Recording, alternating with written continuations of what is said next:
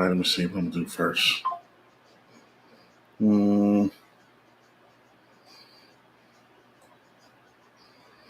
Yeah, we'll talk about that.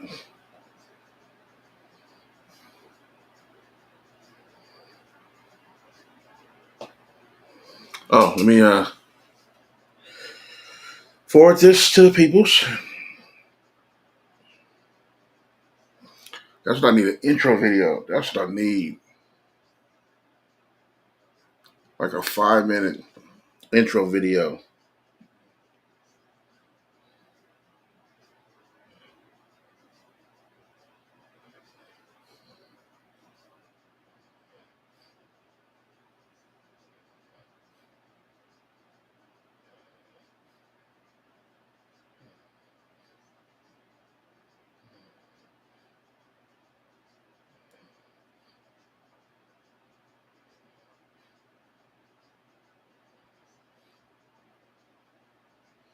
All right, let me see. Meet my phone.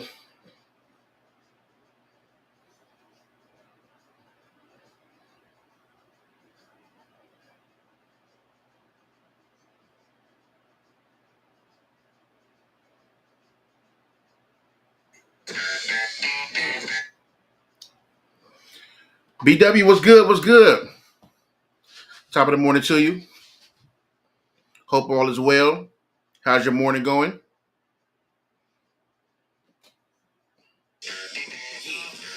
Wait. Oh, I need to save this. Waiting for people to tap in. Technically, we ain't started, but I like to start like a couple minutes early, get people coming in here before Rios jump in and all that. So just download some stuff real quick. That's definitely a win. If you woke up this morning, that is a win. For real. I mean, we can tons of stuff we can complain about, but why? Really? I'm with you on that. I'm alive and breathing. That is awesome. Well, hope the rest of your week goes amazing, especially your holiday. Don't get too crazy in these streets. All right? Let me see.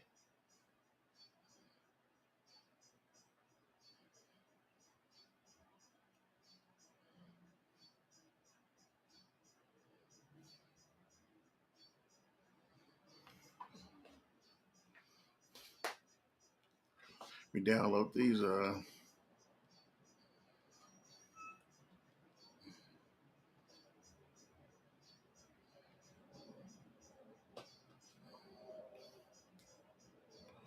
Okay.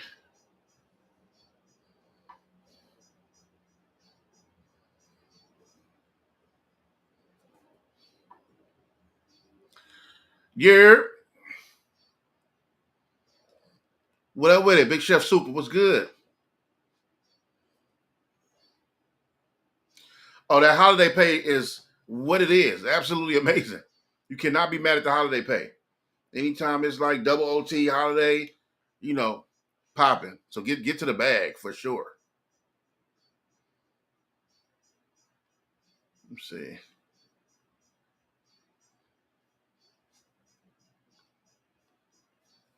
Man, oh, let me pull this Diddy stuff up. Wow, there's so much stuff about him. Oh shoot. Oh shoot.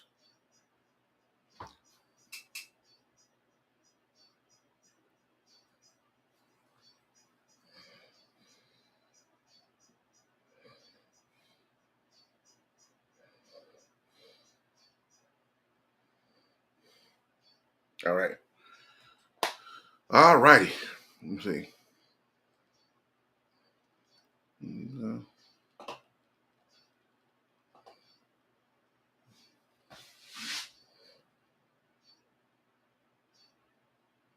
It's going down today. It is going down today. Am I muted?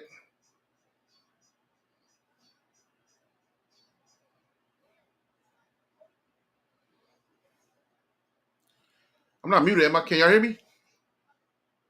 I don't think I'm muted. Or you wasn't talking about me. Oh, okay. Okay. All good. Shout out to Grizz 100, definitely in the building. Rich Religion LA, definitely in the building. Keep JT lit, definitely in the building. BW, first one in the building. Salute, salute, salute, salute, salute.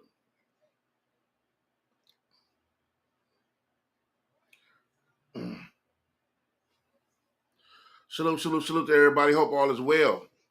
Hope y'all doing good on this good Wednesday. You know what I mean? Appreciate that, JT. Hope y'all good on this good Wednesday.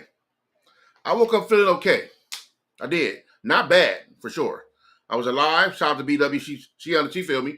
I woke up this morning. That's already a win. So let's start. That's the first win of the day. I woke up. And then I started thinking about some things. I almost got a little bit, I'm saying annoyed, irritated with some things. And then I brushed it off. Because I got some cool stuff to do today. I always look forward to doing relatable podcasts. Rio said he'll be on in 1 minute. I always look forward to doing relatable. I'm always excited about that. Excited about our discussions with my man, my good brother Rios. And then I got some cool stuff to do later on as well. I'll be heading to the studio. I think I want to go live when I go to the studio, but the only problem is that some of the music I can't really play in the background. You know what I mean? But maybe in between, I'm not sure. Depending on when we start the music.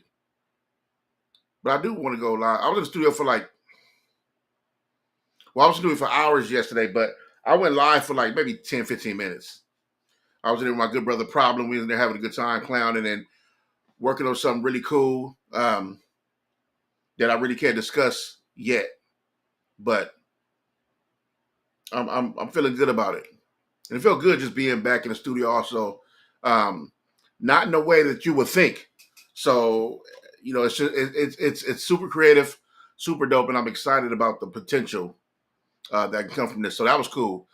And I went live for a second, but like I said, the music started playing, and then eventually I was like, all right, let me just get off because we can't do both. I can't be on live and be hearing stuff that don't even supposed to be heard. So, you know, it was cool though. I'm excited what's to come.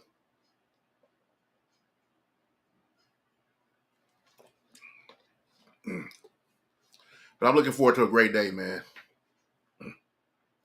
I am. Let me get some last little articles. You know what I need too? I need one of them. I need one of them. Like Rios got the little intro videos, just so I can because I be want to tap in. I always want to tap in like 5 or 10 minutes earlier, maybe 5 minutes earlier than the time I'm supposed to air, and then at least have that plan, or at least give some room for if I got another host or I got a guest I'm speaking to. I want to. Well, if it's me and Rios, then I want to have that going. Is everybody get ready? Everybody seated and get ready for the pod for the most part. So I got to figure that part out. I mean, I can make one. I'm not really good, but I can figure it out. So maybe I'll try to make one. I need to learn this stuff anyway. So plus, you be tired of asking people for stuff. You know what I mean? Like, it ain't that you want to do everything yourself. It's just that if I just learned it, I don't have to wait on nobody.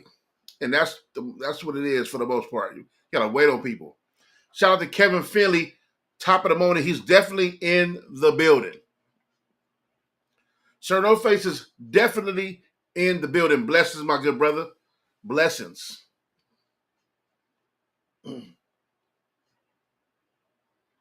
Yeah, we got a good show today too, man.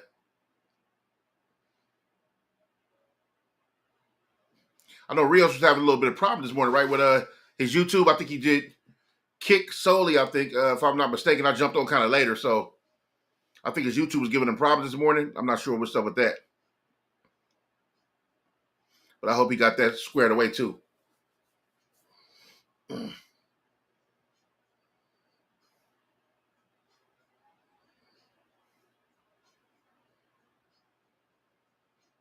Oh, word. Oh, yeah, I think we talked about that. Good looking out, Face. I'm going to see what's up with it. Because yeah, I do need like a little intro video or something. You know what I mean? I'm building this thing piece by piece, man. So I'm starting with bare bones whole setup, right? You know what I mean? So eventually I want to get like a bigger space, better space, the cool little background. I need 2 monitors too. I don't necessarily need 2 monitors, but I want 2 monitors for like reaction videos and stuff like that. So I want to get into that more. And just a better. I ain't used a PC in years. There's that. Then there's that. So I'm not sure if I'm gonna get a PC. I don't necessarily have to though. So I'm trying to figure that part out too. But I don't want to get a PC. But I'm trying to get used to the stuff I have now. So me getting used to like going live or streaming, I'm still working out the kinks in the little bare bones setup I have now. So I'm gonna figure it out though. Oh, let me go here. Excuse me.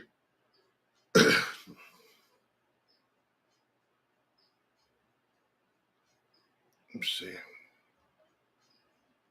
trying to get my oh, let's see. My good brother. What's going down, man? I'm good. How are you? I'm good. I'm good. Got them breaking up some concrete in my driveway. They're doing my whole driveway, front yard, repaving it, Oh, redoing all word. that. Mm-hmm. You get a full like redo of the house basically. Yeah, Kitchen, man. I'm trying to kitchen, remodel and roof, get it driveway. up.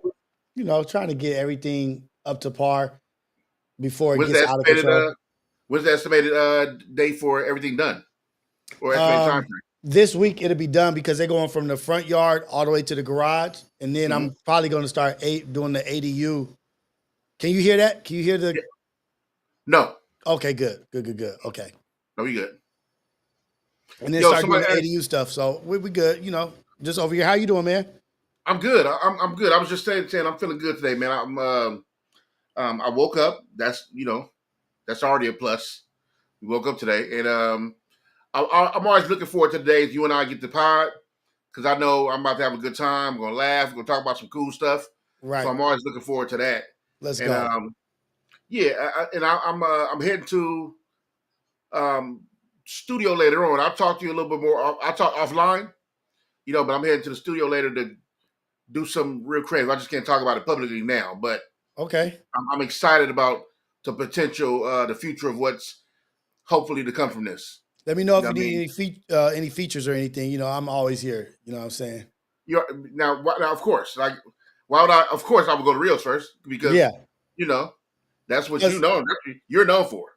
You know what I right, mean? and I've also have experience with Junior Olympics and doing big stage type things. So Junior Olympics, I'm sorry.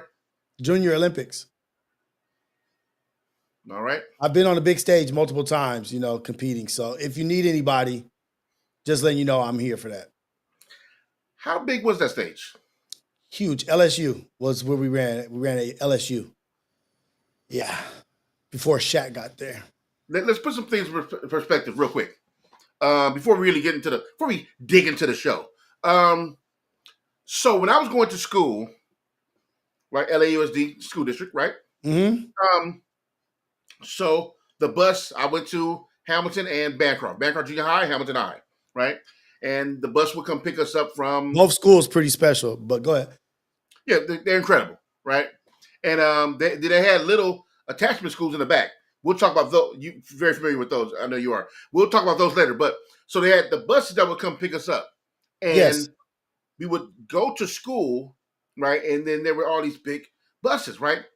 But in between the big buses, these big old like 40-seat, buses, there were like little cute, little small, little buses with the little windows, a little bitty nose, right? They had the little Yeah. buses, Yeah. right?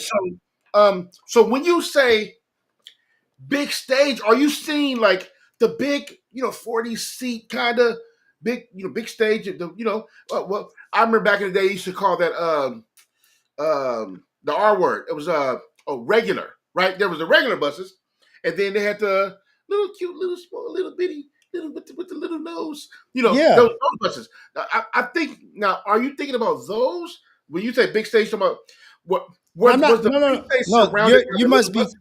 You must be confused. What schools did you go to again? Say again. Alexander Hamilton High Those And seem like the little schools behind the real schools, but no. The little school behind Hamilton was called start with a C. I forgot the name of it. Oh, I forgot. It was on Canfield. It was a little school in a corner. yeah, but in comparison to Long Beach Poly, they're the little schools in the back. Yeah, they're the little schools in the back compared to Long Beach Poly. But what I'm talking about is no. The little school in the back for sure. It's the same. Those schools in comparison to Long Beach Poly are like the little. Oh no. I'm sorry. You were mistaken. I'm sorry. Yes. You thought that I meant that Hamilton High School was small in comparison to Long Beach Polytechnical. It is. Right?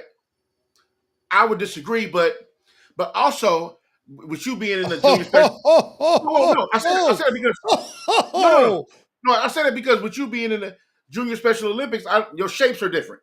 So your shape. I'm gonna go live. I'm gonna go live for a little quick second on my phone just to bring people to tell me. Okay. No, keep going, but I just want to let you know what I'm doing real quick. For sure. Yeah, so I was talking about the school in the back, like the little schools in the back. They have the little schools, and so I'm thinking like, man, maybe he's talking about those schools. Which no judgment. No judgment. But the difference between Hamilton. So let me explain it for you. I'll break it down. I'll dumb it down a tad bit. Please. So Junior Olympics is athletic. You're talking about academics. Right, but I think that's where you keep confusing the people. Right? No. The people were confused. They were testing me in DMing. They were saying how No, the people are confused. What up, Cam? What up, Sunshine? I see y'all in here. Oh shoot! No. The people. They were saying. Oh shit! Oh man. Anyway, man, how you doing, man? I'm good, man. I'm good. Got a lot going on. My internet was tripping earlier. Yeah, what's up with that? Was it the internet? Was it YouTube or internet? What's good? I think it might be my computer. About like there's this program in there. It's called it's like a killer control board, and like they allocate the internet, like they'll give more priority to gaming or whatever. I got to go in there and kill that app or whatever. It's called the Killer Control app. Oh, so when you stream to Kick, they gave priority more to Kick than over YouTube? No, like it's only reserving so much for streaming when they are holding a bit of the bit rate for gaming. So I got to figure out because I reset the whole computer back to the original settings, and I think that might be what's going on because the internet, I have good upload and good download speed. Yeah. So, okay. Yeah. I hope you get that straight because that's I tapped in kind of late, but I heard you kind of talking about that a little bit. Just trying to really know. Yeah, that was what was going on. So figure that out. We'll get it going for sure. By next week, everything will be straight. Okay. When you do stream, you stream to how many platforms? Usually either one or two, but I multi-streamed on accident this morning. It was Kick and YouTube. So you think that's where the mistake happened? That shouldn't be a problem because I usually can do that without any issue. Okay, I see what you're saying. Okay. Man, I do want to. I guess we're going to get right into the Puff situation, if that's okay. Let's get into it. Puff is free. I mean. Is he? I know. So I know. Let me bring up some of the charges here. Whatever. Okay, bam. So right here we got. I don't like this window. There we go. Okay, so he's guilty on count 3, transportation to engage in prostitution, and count 5, transportation to engage in prostitution. Wait, why are they the same things? Yeah, they dropped the just 2 counts of the same crime? 2 counts of the same crime, yep. Okay, got it. Okay. So not guilty of racketeering conspiracy, which was a huge number, right? Sex trafficking by force and fraud and coercion, not guilty, which is a huge big football numbers after that, right? And count 4, same thing. So what does this mean for time? Is it more so time served? You think he'll get time served? I think he's going to get time served, but I think he's gonna do a little jail time. But they're trying to get him out so that he doesn't have to be in jail until the sentencing. You know what I mean? Yeah. He ain't about to do what the RICO got dropped, so he ain't about to do what he was gonna do. It ain't about to be them 30 years for sure. Let me ask you, what does this mean for him in his career? That portion of his career, like music and all that stuff, I think he's gonna get blackballed. He's gonna be done there. I think he can be a silent investor in certain things. Yeah, because I think to your point, public perception is technically in so many cases everything, right? And I think the damage has been done with a couple of things. That tape came out. What you did to what you did to Cassie happened. We saw that happen. That the one tape, right, with the abuse, and so hearing about the sex stuff for me is just like that's just personal, extra out freaky business, right? Um, and so for the but here's the thing: a lot of people who do business, especially big business, who don't want to be aligned to something like that, are kind of I think will back away, right? Because even though some of the stuff that came up in court isn't illegal, companies want these quote unquote squeaky reputations, His squeaky clean reputations. new nickname is Semen Demon. I don't think they want to associate with him. Yeah, see, that's what I'm saying. See what I'm saying? That's what I'm saying. And you can't. He can't. So he can't. If anything, he can't be the Nipples glazed up with semen, all kind of stuff just coming through. Oh, y'all, Semen Demon's here. Everybody be quiet. Dude, you know what's crazy? You work so hard to be a mogul, one of the biggest black moguls in the business, just to end it all with Semen Demon. He walking through, touching his nipples, like he's gonna be like, "Wait, what you doing, man? What's going on?" Yeah, no. It's a wrap for that part of it. That portion of it is a wrap. Yeah, he can't be. It's so that's what he can't say it right here. It's like it's really just publishing the royalties because I can't see nobody aligning themselves with that. Let me ask you this. I don't see it. I don't see how it would damage your brand. 100%. Do you think that the reputations, right? There are people who didn't step up that maybe could have stepped up, or people that like publicly dogged him, very loud, very aggressive with how they, did him, and then now he's back on the scene. Here's the thing: if he is the monster that y'all portray him to be, right? I mean, like sex trafficker, tried to blow up a car, conspiracy to murder, in a sense, right? Threatened, witness tampering, all these things. If he is that, I'm not saying he is, I'm saying, but if you're taking a look of he is that, then what does that mean for the people who were maybe in the same circles, in the same little rooms, and then they were publicly tearing you apart? And then now he looks like it's potentially about to be free. You think so? Coming after him. He a villain. He about to. This how the dark origin story starts. Right, dark origin story. Him and Elon going they're both villains right now. Diddy is coming after the people that turn their back on him, and he's gonna get blackballed by all the big wigs. He's gonna be able to be a star, but that superstar, megastar level of stuff going on in front of the camera is not happening. He'll get some good interviews. He'll get some breakfast clubs. He'll get some some interviews like that. But as in his own platform being what he says he is, unless the black community gets behind him and says, you know what, they try to tear down a black mogul, and he's building himself out of this.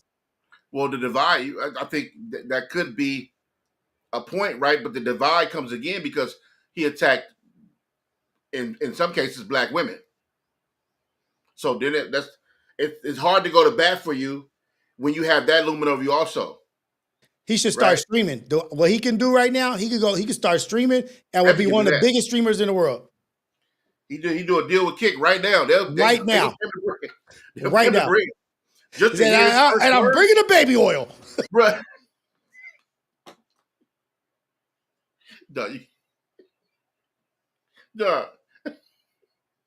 They would pay. If he was streaming right now, if he live streamed right now, you know how many people will watch his live stream right now? I'll be one of them. I'll be one. I need to see what he's gonna say. I need to know what he's gonna say. What's his first words out of court? When he first talked to the public, what is he gonna be? Take that. Take that. Take that. Take that. You know how arrogant you would be if you said that. Take that. Take that. Dog. That's terrible. That's terrible. It's a big win for him if he gets out of this. If he gets out of this with just a little bit of. Technically, he got out of it, bro. Now, the RICO was never a thing. They wanted to tear him down, trash his character. Sure. The RICO was never a thing. They just wanted the opportunity to make him look like the semen demon, which he was.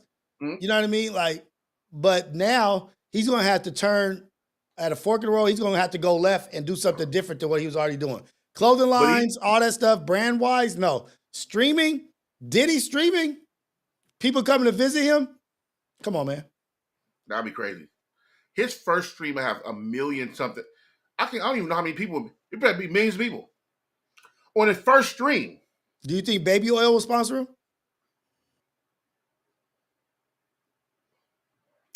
Yeah, nah, I'm gonna.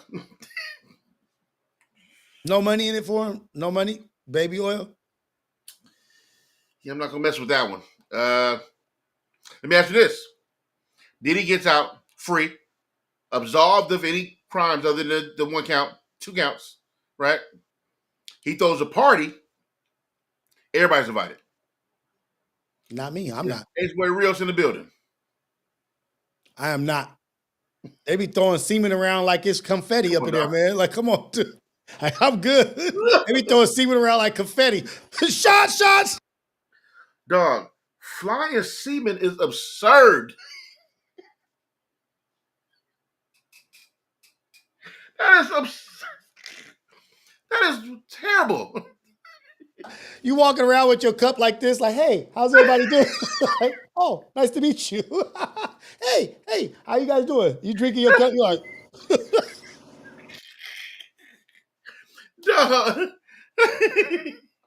no, man. T-Rail a freak, that's why. Yeah, of course you'll go. T-Rail a freak. Oh, man. I'm not messing with that shit at all. At all. I don't want to be nowhere around it. No, I'm good. Plus, T-Rail can't do the hand thing over the cup. But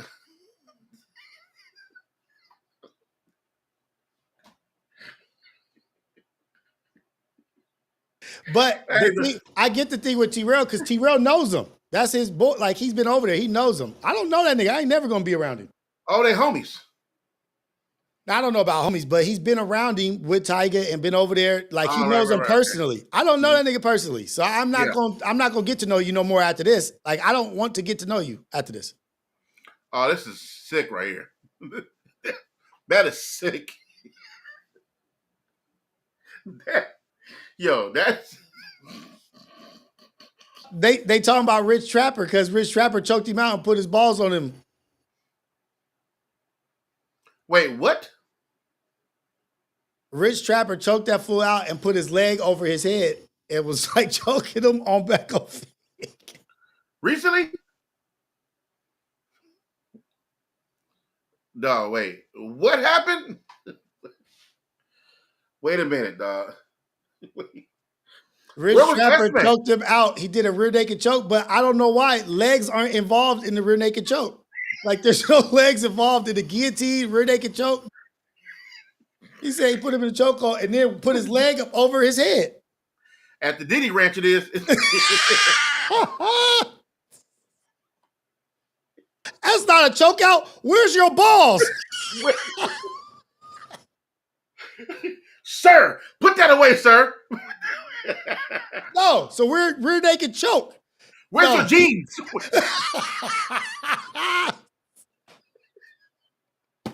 I'm gonna choke him out. Lather him up.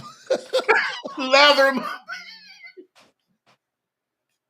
Dog. Lathered up at a party is insane. Dog, sack on fig is insane. Was that recently? Yeah, that was their last episode, but it got taken down. Where was S-Mac at? He was there? He was there. He broke it up after he threw his leg over his face. He broke it up. Sack on Fig is insane. That's crazy. Yeah, it was a chokehold I've never seen before. And it's taken off the internet. It's not. Somebody got it. Somebody filmed. Somebody screenshot. Probably don't panic. I keep turning my mic off because of the concrete, but probably don't panic. We can't hear that. No. Oh, yep, I heard that. My bad. That's terrible, man. You know what? This would do. I don't want to stay on no. Have you ever choked somebody out and your legs were involved in the chokeout? No. No, I didn't know. I don't know why you would. I mean, I guess maybe in some martial arts kind of thing. I mean, maybe, but I don't think they know it.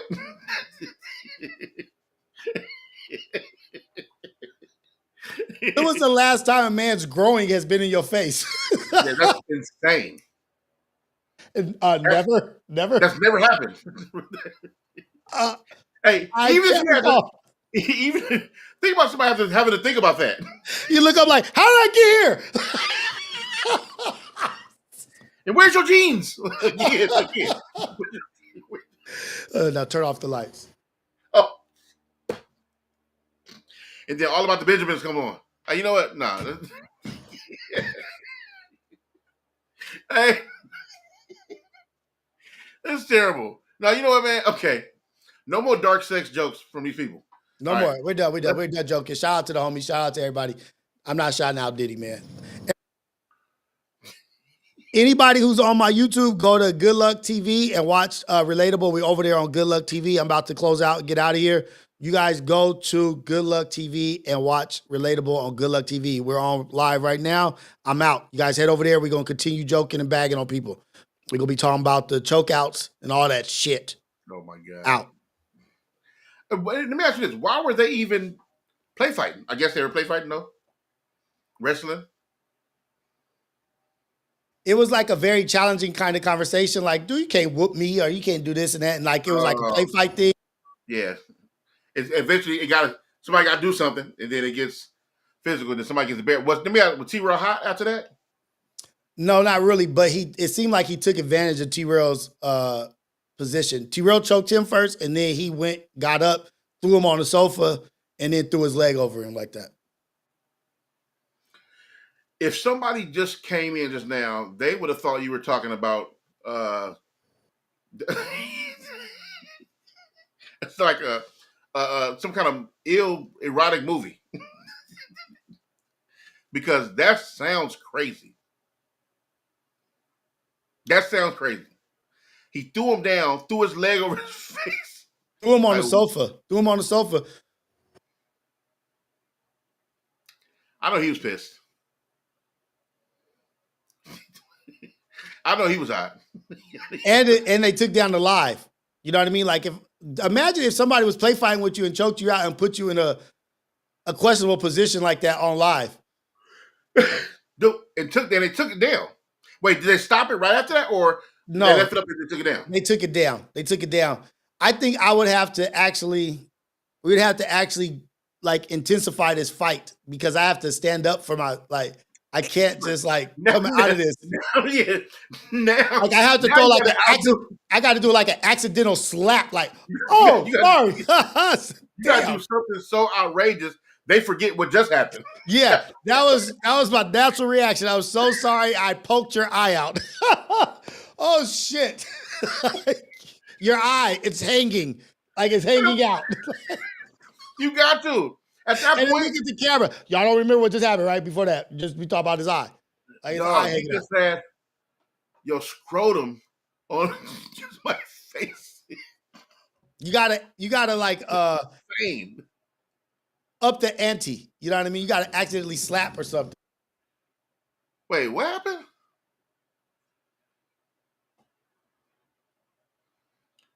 Wait, what? So he might have brought up like suicide or the word don't read it. Don't read out loud. But he might have brought up the unaliving thing twice. They say he brought it up twice, and that might be why they took it down. Oh, okay.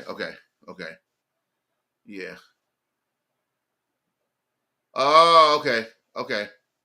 I got it. All right, let's move on to something more happy here. So I've seen this post from shout out to the Source LA with the good information. There's a picture here with Kendrick with his lady, and I was like, man, I was like, what happened? What went on here? You know what I mean? And I know I was fast, but it didn't really say anything. It was a clip, but I was trying to find the other clip of what it was about. You know, I want to read it. Oh, here you go. So let me see. Okay.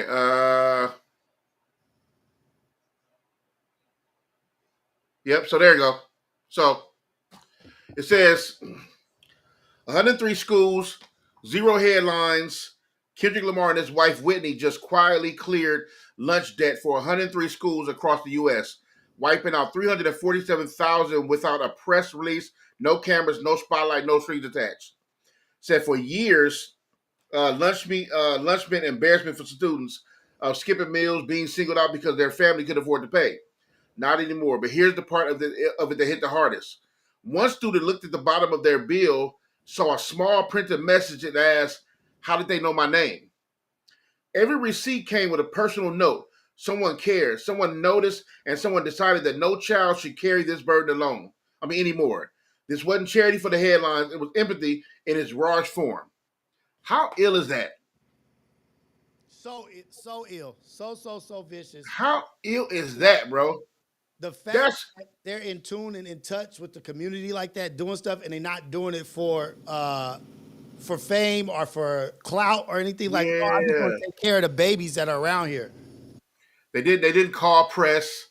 You didn't call the paparazzi to come. You didn't have a cameraman with you to film all the stuff.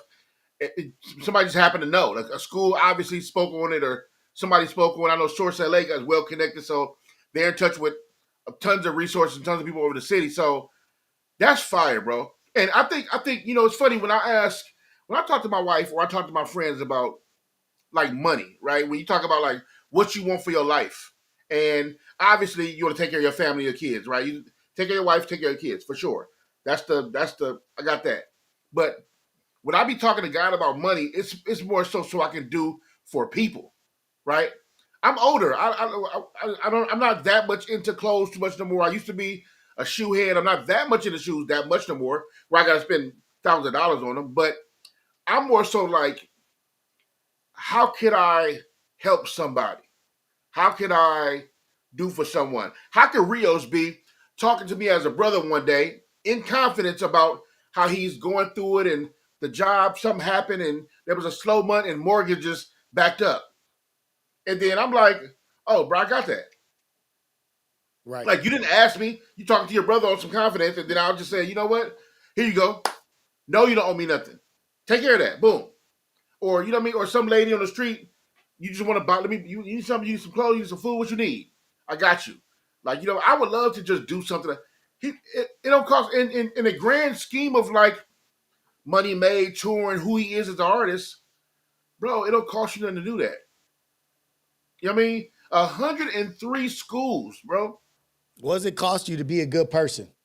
What does it cost you to be a great person, a good person, and just looking out for people in need? There's a ton that everywhere you turn your head, there's people in need.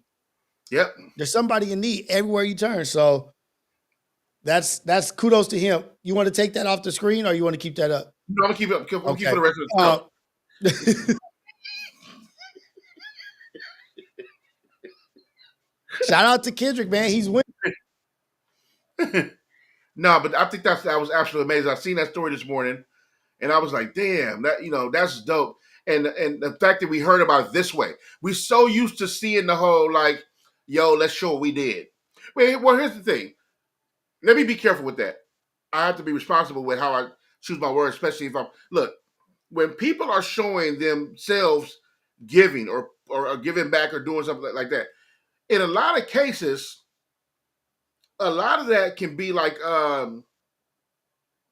let me show you what I'm doing so you can help me in what I'm doing, right?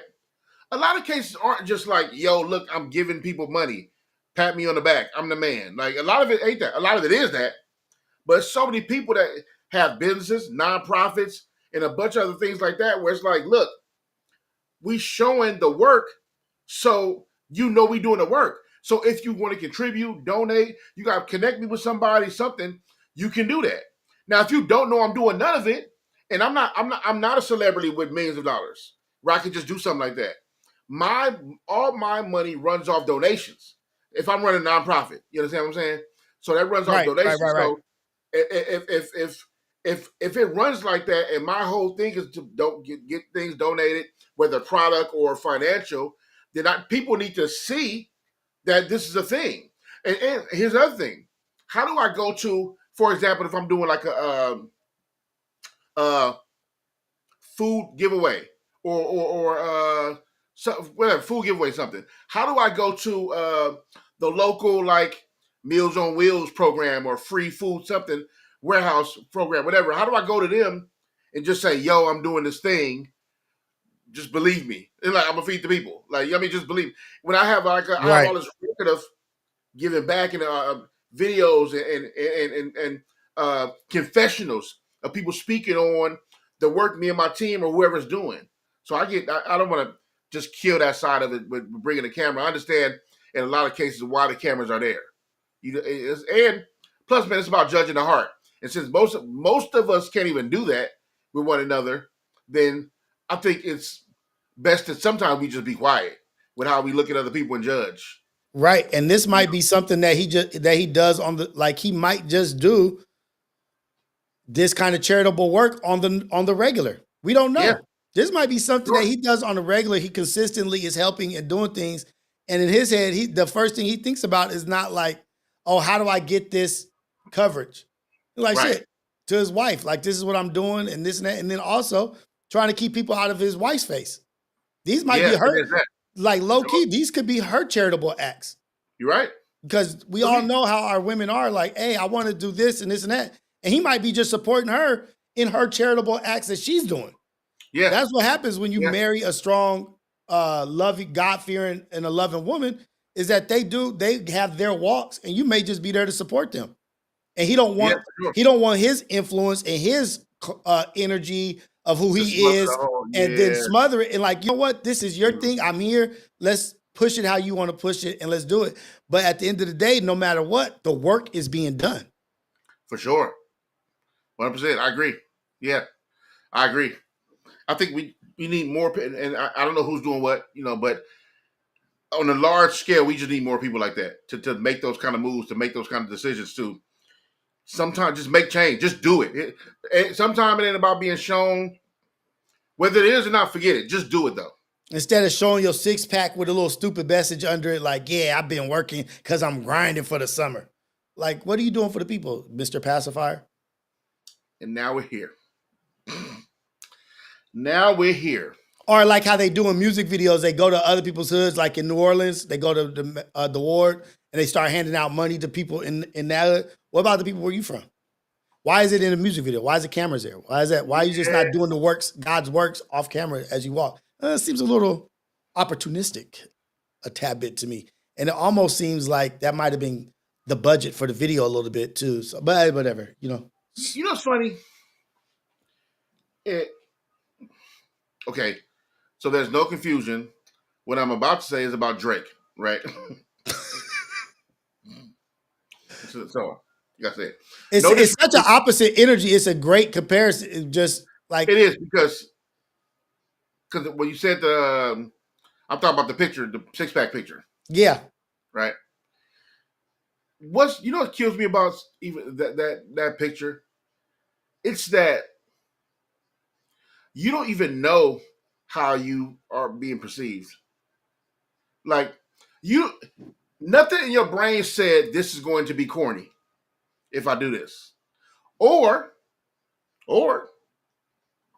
I don't care. I'm gonna do it, and I don't care. And they may think it's corny, but so what, right? That is an option. That is an option, and that is a truth for that kind of person. You know what I mean? Like, you can not have the temperature of the room. Like, hey man, yeah, read the room. We're not messing with you right now. We're not messing with you mentally and emotionally. We definitely ain't messing with you physically. Like, we don't want to see your six pack on the back of all these losses and all this weird shit you're doing. The first thought you had was like, I know what it is. I'll show them my six pack. Yes. Which also, hey, PDF friend, what do you think about that? PDF creep friend over there, like, yeah. That'll get all of them.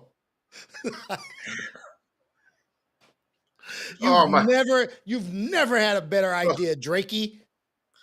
Oh my God. PDF friend over there, like, yeah.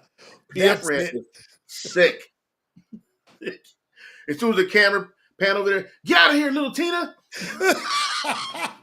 It's like, wait, Drake, don't forget the baby oil. Oh, run, Vanessa. Hey, that's terrible, man. The creaming demons. Oh, shoot, the creaming demons. Rub it on the top pack. Rub it on the top pack. Get it real glistening. Yeah, that's a great idea. Like, it's just like nobody told you that's stupid. Like, where's your handler? Dude, and the fact that it's like obviously sculpted. Like, it's obviously, you know what I mean? Like, it's, dude, that's insane. He's so unaware. It's getting worse. But the thing is, when people are already a little bit whatever they are, and they're at a position, and they lose that position, everything that we already thought just gets revealed by times 10. Like, oh yeah, you are a weirdo. Like, it's like a slowed down crash out. Slow down, like crash out. Slow. Yeah, it's very revealing. Like, oh yeah, this is who you are. I was hoping you weren't this guy, but this is who you are. A very slow crash out. I have a question for you. I was thinking about this before I got on live. It came from a conversation I was having yesterday at the studio. And I was talking about, quote unquote, keeping it real, right? Mm-hmm. And then obviously we got to keep context, because keeping it real means different things in different settings. We were talking about some things, and then certain artists came up and names came up. And there was a time I found myself about to speak on something. Not that I know it, not that I know whatever I'm speaking on is a fact or not. I could be just having an opinion-based discussion. But I thought about saying this person's name, and then I stopped, and I was like, I'm not going to say his name, you know. And I had this inner, like, not fight, but like the inner struggle with myself, like, about as far as, like, keeping it real, right? Mm-hmm. And, you know, it's kind of like, at what cost?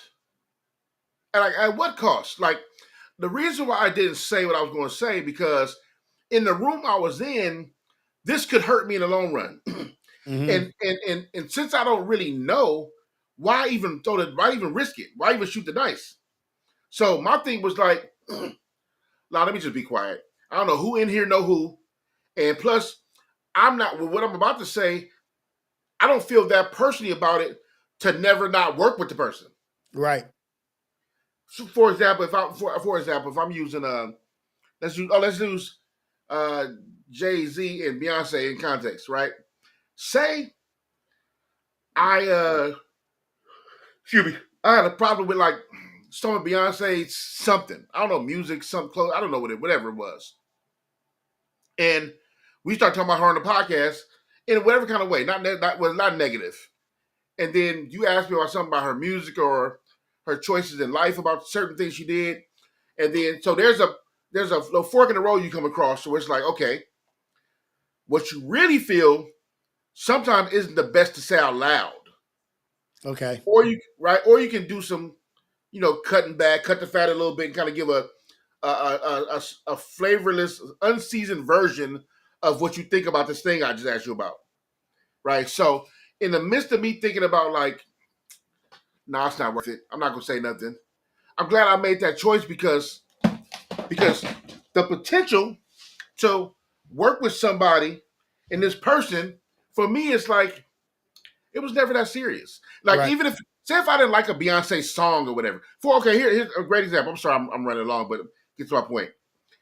There's a guy in country music have been going in on Beyonce, not going in technically, but he was saying how It's not Beyonce real country music. It's not real country music. He says she don't deserve to be on top of the charts, of the country music charts, and it's unfair to the people who've been doing country music for all these years of doing country music, right?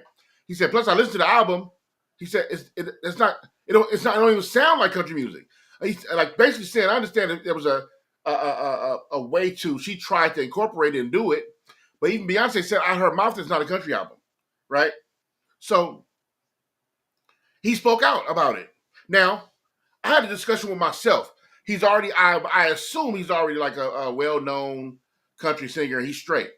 Plus, country world split, so it ain't like people gonna give him hell about Beyonce on that side. They're not gonna do that, right? So when is it like cool to just shut up? Like when is it cool to be like, yeah, no, this ain't worth it. This ain't worth what can potentially happen or won't happen years from now. And do you deal with the whole keeping it real thing where you're not keeping it real when whatever, you know what I mean? So what do you think about that, as far as keeping it real goes, and decide not to say something because of maybe a future outcome, whatever the outcome would be? I feel like it's a certain realness. There's a certain realness to everything, right? Like, but some things, yeah, you don't have to talk about stuff that doesn't really matter to you or doesn't move you. If you're just talking about things because you think people want to hear them, that's not being real.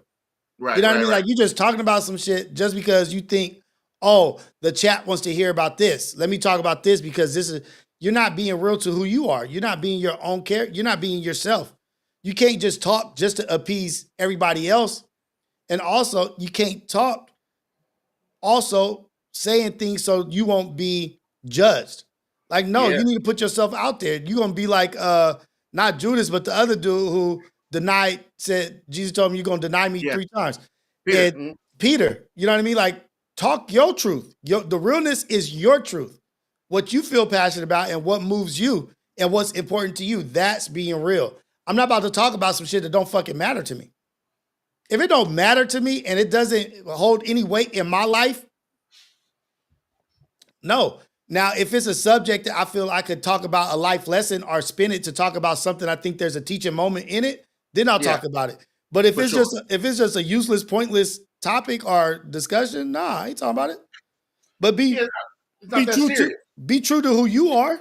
You know what I mean? And you can't go through life being too careful and worried about whose toes you're gonna step on or who you're gonna offend. Because if we live that, you have a boring ass life and you'll be a boring person to follow.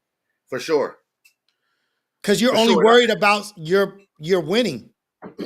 Like, oh, is this gonna help me along in my career? I'll only talk about things if it's beneficial. Then you're an opportunist. Do you it's one thing I used to hear. I still hear it, I guess. You may be scrolling down the timeline. You may be talking to a group of friends. You may hear a young lady or a young man say, not even a young lady, just a man or a woman say, I don't get it. I don't give a F. I keep it 100. I don't care how you take it. I keep it 100. Or I don't care what you think. I keep it 100. I always had a problem with that because keeping it at 100 at the cost of being rude or mean or malicious or like evil, it kind of negates the fact you keep it at 100. But you also only keep it 100 in areas that you want to keep it 100. You keep it at 100 and you ain't even got on makeup, you got on fake nails, you got on fake hair, Oh my you got God. It on wasn't fake eyelashes. not about just women, Rios. No, but I'm saying I'm about to get to men too. But then Okay. then as men, then you're faking it like you're tough and you're this guy and you're that guy, Mhm. and that's not even who you are. You talking about you keep Yeah. it at 100 when you talk, but your actions ain't keeping it 100. What you do, Yeah. your everyday walk ain't keeping it 100, but you keep it 100 out of your mouth to tell somebody what you think about them. Yeah. I think I do have issues with that because if there was a way to not be, first of all, there's always a way to first of all, nobody ever has to be rude. Never. There's nothing you have to be. You never have to be rude. You never have to be mean. You never have to be an a-hole just to be, right? So if you're if you want to pass because you quote unquote kept it real or kept it 100, we have an issue, right? Because now it isn't about what you may be keeping 100 about, right? It's the delivery that can get you punched in the face. You know what I mean? It's the delivery that can have me like, oh, I'm not gonna deal with that person. They don't know how to talk to people. Good You know what I mean? example. Good Mhm. example. Check this out. We just talked about it. It's a thing of the past, but the Mexican rapper saying the N word, right? Saying nigga. Yep. OT. Um, Yep. and him saying that, a lot of people may not have a problem with it. Yeah. You might be like, okay, that's just something that is said. But it was the delivery of, if you don't like it, what the hell you gonna do about it? It's the delivery. Yeah. It's the Yeah. message behind it. The person might originally not have an issue with it. Like, no, I don't got an issue with it. But then on the back end of you say, I don't got an issue with it, you're like, well, if you did, what the hell you gonna do? Like, That. now Yeah. I got an issue with you, just you. I got an issue with you now. Like, cause now you challenging me. Yeah. Sometimes it's not the sentence, it's the way it's said, or it's the challenge behind it. It's how you deliver the Sure. shit. And to your point, it's you know, I watched that video and I was like, there was a better way he could have got all that off. Because okay, I always look at it from my perspective. So I remember they dealt with the same thing when it came to I forgot what the little white girl from the Bay she was rapping. They started complaining about her saying the N word. I don't know her. You know her for sure. I just got to think of the name. She was cracking for a minute. Oh, Doja Cat. No. She's all the way like white, or all the way something, but she's not like no mix of nothing. Not that I know of. What's her name? Man, little white girl from the Bay used to curse. She used to cuss a lot and say N word, and she's from the Bay, so it's like the Bay had a different response. I'm being blanket speaking generally here because obviously there's somebody in the Bay that didn't like it, but let me see who I thought somebody. Yeah, Kia Shine. Is that her name? Kia? It was Kia Shine, wasn't it? Tafashe? Krishan. Yeah. One of them girls. It was her though. I think that was the name. I don't know how the name is flipped though. I think it was Kia Shine or Krishan or something. I forgot. Anyway, her and the Bay spoke up like, "Hey, bro, like that's how we all talk." I mean, it's like when I heard, oh yeah, Krishan and V Nasty. Yep, that was both of them. That's both of them. Yeah, that's the girl. That's the Christiana V Nasty. So when I heard the OT thing, I did the same thing you did, Rios. First, I was like, that was you took a tough guy approach to that, and that would make me trip. It ain't the other part would make me trip, only because let me be clear with y'all. In my neighborhood, or where I was raised in these Los Angeles streets, in LA, can't speak for nowhere else. In LA, I don't know a Mexican who didn't say it. My neighbors, my friends, homies, like, you know what I mean? I went to school, I was school with tons of SA homies. People I was raised around, played ball with down the street, at the park. People I knew through hustling. We was born and raised on the same street. So as kids, we all gonna talk the same. It don't start affecting us differently until we get older, and then this world tells you what's bad and what's good now. Mm-hmm. Right? And we get older, people say, wait a minute, y'all let Mexicans, I'm speaking for Yeah. my area, mostly Mexicans in LA.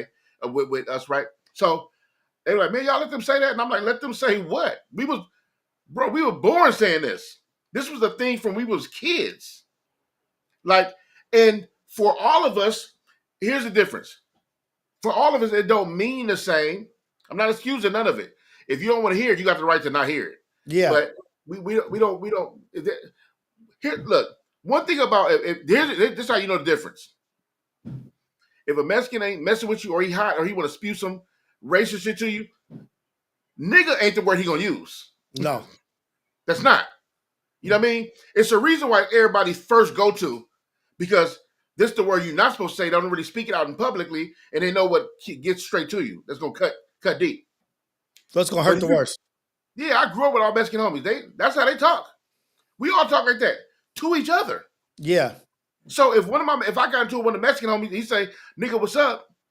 Excuse my language to everybody who's offended by that, but I wouldn't even blink twice about it, because that's what I was probably saying. Nigga, what up? Yeah. You know what I mean? He's not saying it with the R-E-R, and we all grew up the same. So anyway, what I'm saying is, my point of saying is, I didn't feel it the same way. But when he said, "Man, I wish there was some black dudes in here," and then it took it to a different level. And I'm like, oh, hold up, homie. Like, because you're right, that is kind of a pass. You know what I mean? Being in Houston, being in Texas, you know how they get out. They all talk the same too. So, but the whole, like, I wish someone was here, like, what you gonna do? Now, don't do that though. Right. Because, like, look at LA. Like, even how you grew up in LA. How you grew up in LA is completely different how I grew up in Long Beach. Right. You drive down the 110, drive down the 710, and you go with that same energy or the way you grew up. Over here, it's an issue. I'm sure. And that, like, sure. not necessarily, I'm not saying you, but you can't just speak like sure. that. Like, that's why I said, like, how you are raised is isolated to your area.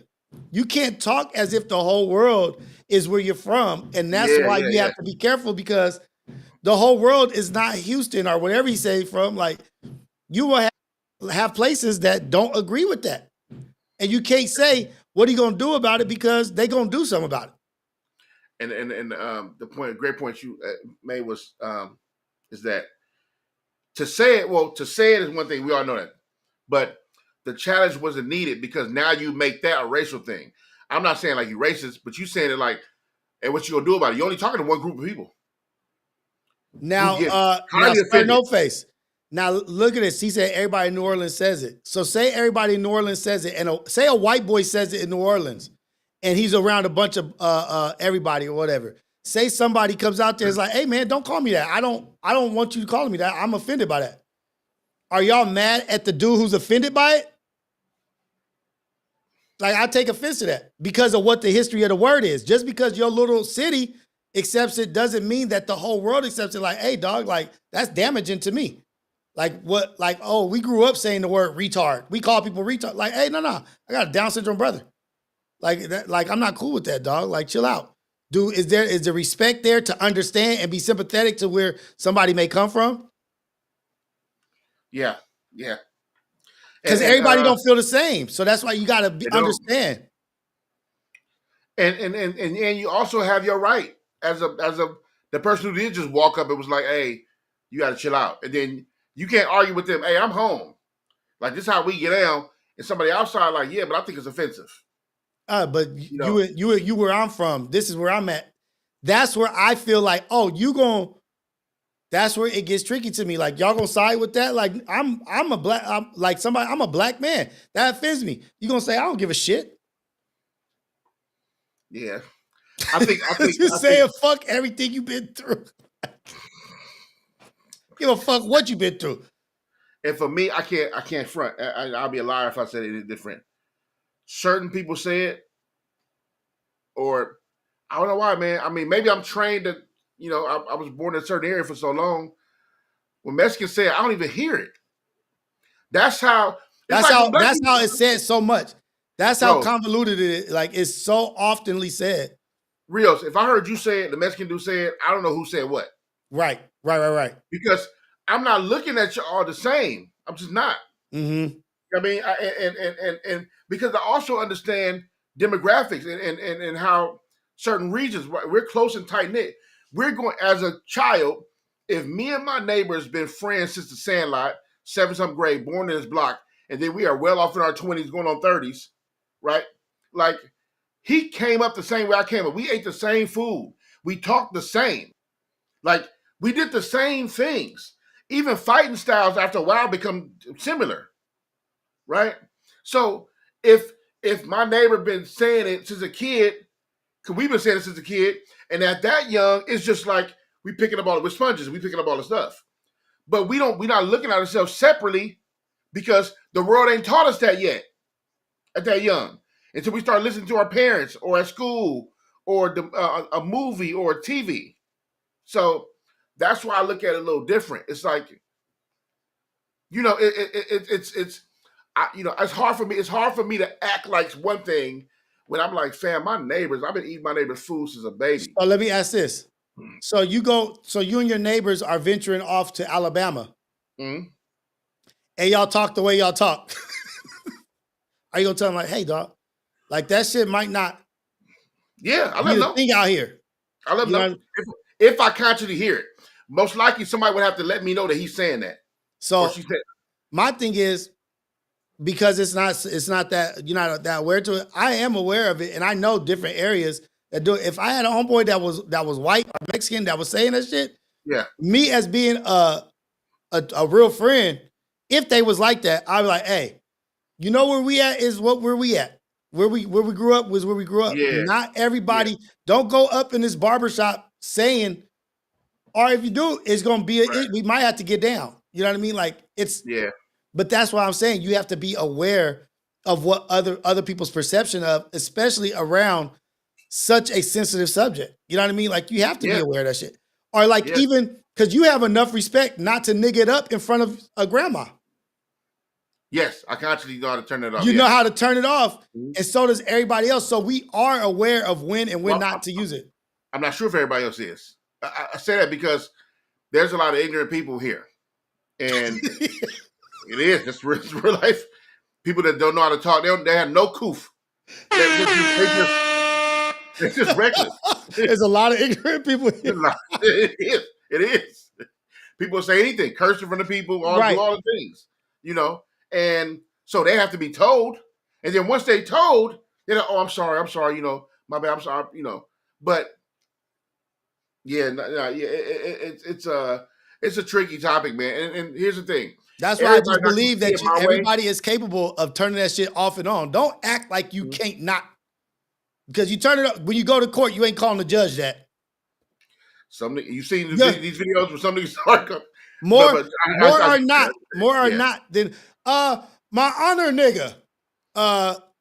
You're not doing that. You're turning it off and you're working. You're not at work calling your manager that. You're not at. People know how to switch and do this stuff, so it's not that ingrained in you to where you can't respect a brother that says, "Hey, man, I'm not comfortable with that." Do you believe that after a while, your body? I'm talking about years, maybe. I'm not sure how many. I'm asking exactly. Your body can. And I'm not sure if I'm saying this right. It's chemical makeup or the biology inside can change due to habits after a while. I asked that question because give me an example. So when I'm around my mother, I don't curse. But I'm not in my conscious mind of not cursing. I'm in my unconscious mind of happen to be not cursing. This is something I don't think about. It's just muscle memory at this point. I'm not consciously thinking about this thing. I'm not accidentally cursing and then, oh, I'm sorry, Mom. It's not that. I just naturally don't do it for some reason. I'm not even thinking about it. So what is it about my trying not to curse in front of my parents for so many years? After a while, you ain't got to watch it or be mindful of it because your body just start doing it. It's called conditioning. Conditioning, right? So good. Okay, here. So to the point of conditioning, I think when you say we all have the ability, I'm saying we don't because of conditioning. We all don't have the ability because of conditioning. because there's some people that don't know. You ever took somebody to a fine dining restaurant who never left the projects? Like I remember, I get that, but that's somebody who's never been exposed and doesn't even have an understanding or what the way is, the capabilities of how to behave themselves in that. But that's a lot of people. But no, that's a lot of people. But when it comes when it comes to saying a word, that is this conditioning. Yeah, you could like, oh, I'm conditioned when I'm here. Like when I get around my boys, I cuz it up. I get to crip and cousin, and I was like now, but because it's important enough to me to not do it, to not be this way, I have to see the value in not doing something. I have to see the worth in it. Like, okay, you know what? This is the reason why I don't want. If there's no reason why you don't want to stop doing something, you're never going to stop. No, I 100% agree with you. I also think though that's a part of it. That's a part of it. You say because when I don't do it too much no more. I'm not around my friends too much no more. I find myself saying "cuz" a lot. It's environmental. Or if I get mad, when I get mad, if I'm about to get down with somebody, something like that. You know what I mean? But that's all conditioning. It's all conditioning. So the last time you got mad like that, that's how you behaved. That was your behavioral pattern. So you can say the same for the reverse. I think this is not a right or wrong answer of what I'm saying, or what I'm saying the statements you made. It's not about right or wrong. I'm just saying that conditioning works both ways, and sometimes we gotta uncondition ourselves to do certain. Like I'm trying to uncondition myself. Oh, here you go. I made a choice before I got married.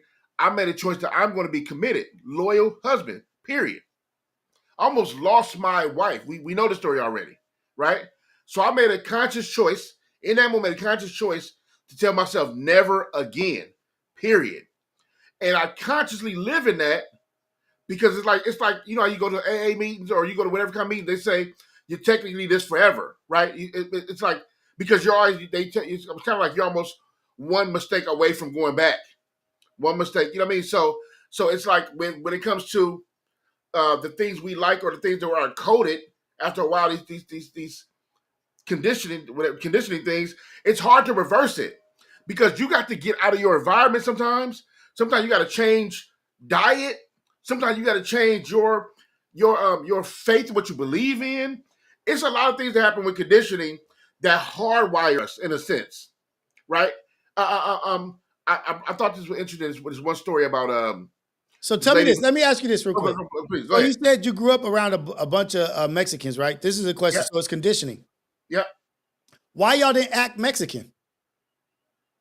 They didn't act black either. No. Why y'all didn't pick up Mexican slang?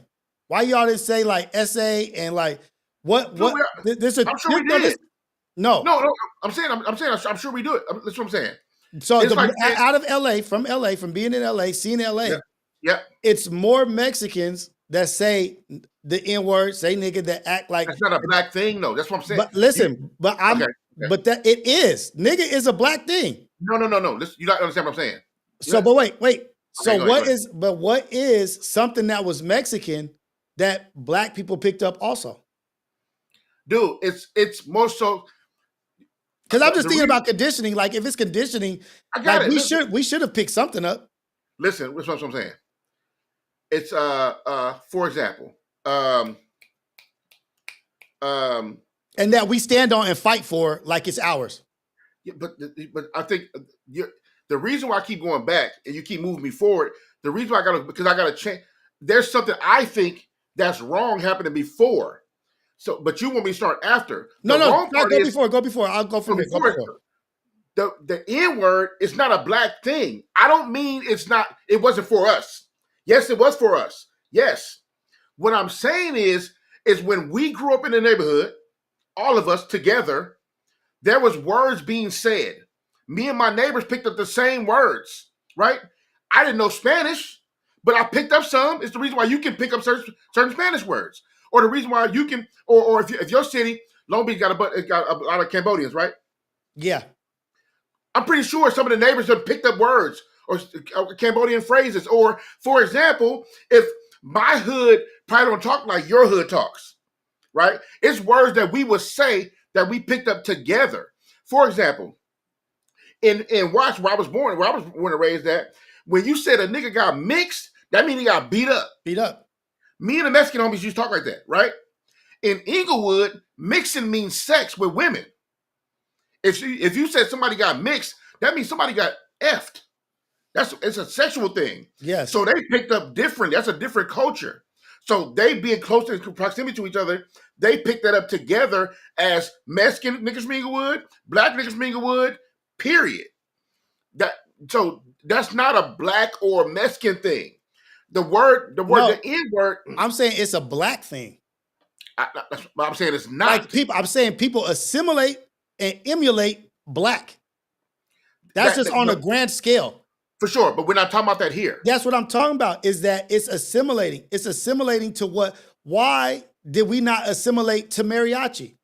Why we didn't assimilate to Mexican music? Why didn't we assimilate to their things? Why did it, all the assimilation, all of the emulating, really that's on a grand scale, why is it emulating, and not just Mexicans? I'm not just talking about Mexicans, I'm just talking about why is it that the black culture is what is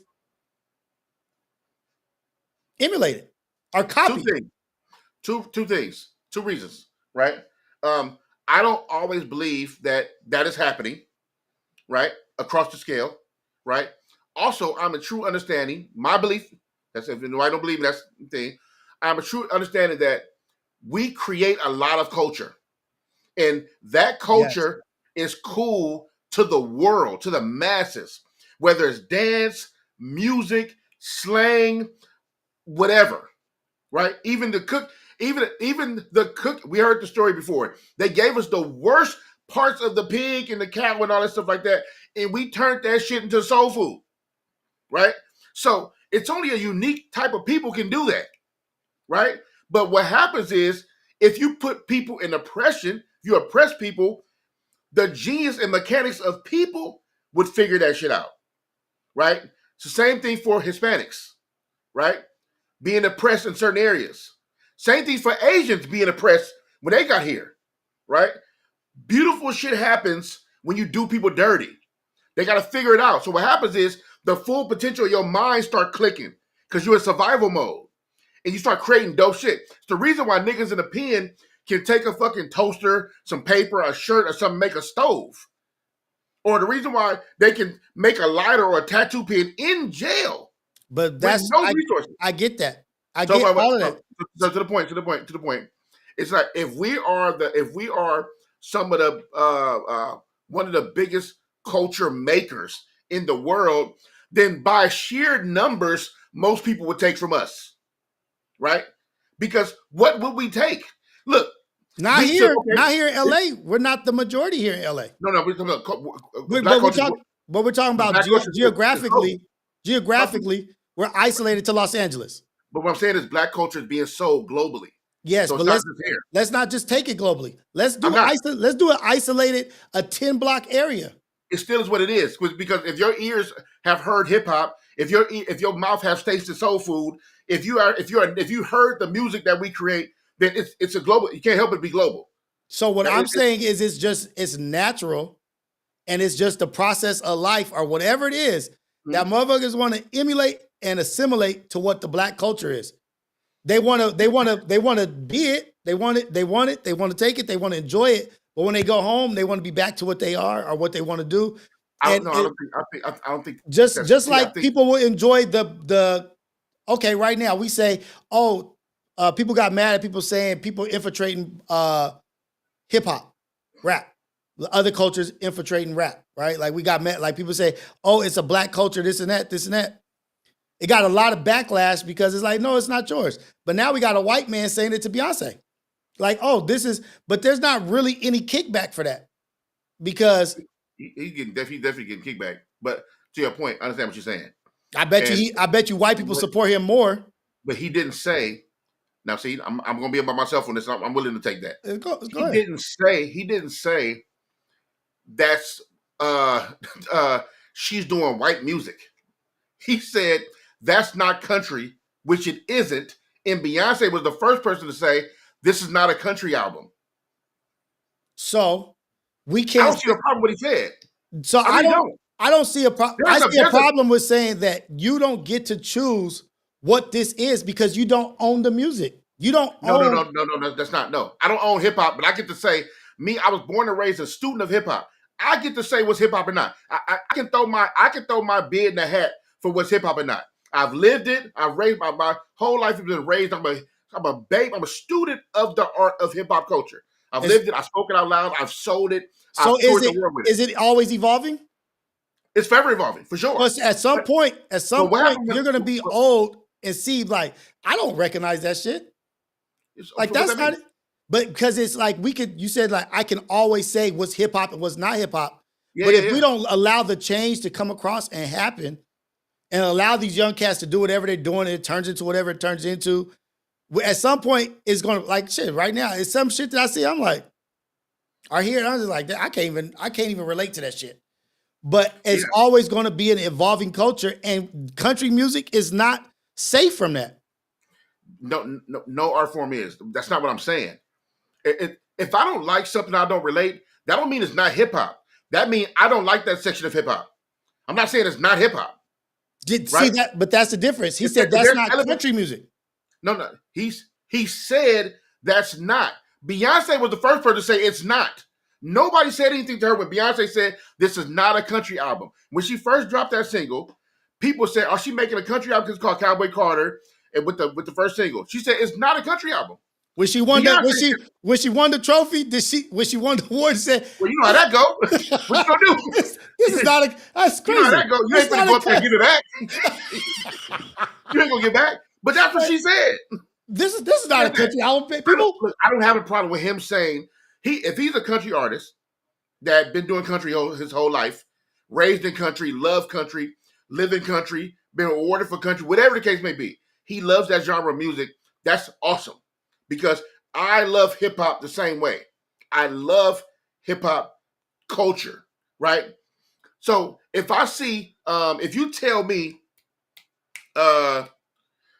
whatever pop album come out now, right? So if you look at the difference between the first Post Malone album and then the now Post Malone album, I'm like, wait, they removed the hip hop elements from this.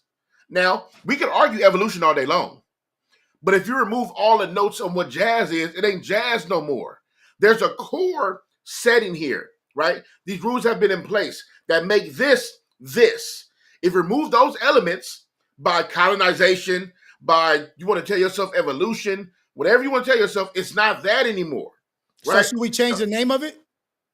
I think a lot of it should be changed. What you think they did with pop? Where pop came from? From hip hop. They didn't know what to do with Mike. No, from R&B. I don't know where it came from. R&B? Maybe it's popular music. Popular music. Right? But they turned it into a genre. Now that genre has a sound when you hear it. But that's because niggas didn't know what to do with Mike. He was selling too much. They didn't know what to do. They told themselves, that can't be R&B because look how much he's selling. What would you have categorized him as? Like if you had the opportunity, like Michael Jackson, what would you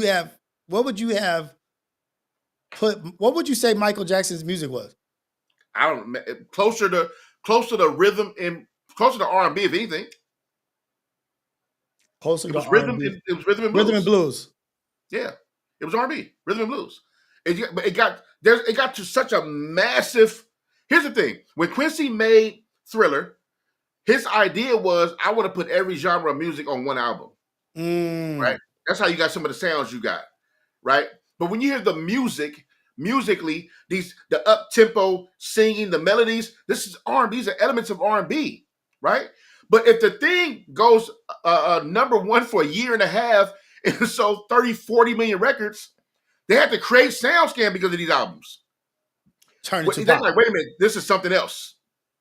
this got to be something else. So my question is, okay, so I'm trying to stay with you. So if for sure. If it becomes so popular, they have to create they have to create a genre for it. That's what they did. Or now they don't do that no more. If R&B is super popular, it just stays R&B because no, they're going to do. Look, they do it all the time. That's where neo soul came from. That's where pop came from. Neo soul. They'll create something. They created a new country lane. For sure. That's what they're doing. So they created I can't remember. Let's just say alternative country. That's what they did with Beyonce thing happened. Yeah, that's what they did right now. So when something becomes so popular, or it starts getting, they try to make a lane for it. They have to describe. See, I'm not mad at the evolution of music because it's always growing, or culture. Culture's always growing. So that's where I had it wrong.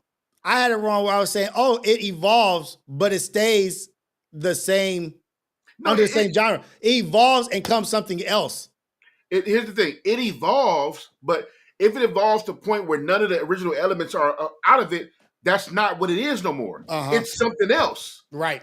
So I'm just saying. So my man is saying that's my man. I can't speak for him. I don't know his background. I only agree with the point where he said we don't even know his name. I don't know because I can't agree. I don't know what he be on, so I don't want to agree with him in that aspect. I'm just saying that he said that's not country, and it's unfair for her to hold the #1 spot of country to all the people who've been doing country who got true, authentic country albums. The minute you hear it, you know it's country.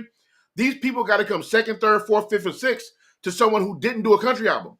If I was in hip hop, I would be tripping. Look, that happened when Tyler Creator, his last album, not Chromacopia, the last album, he was mad because they put him in the hip hop category.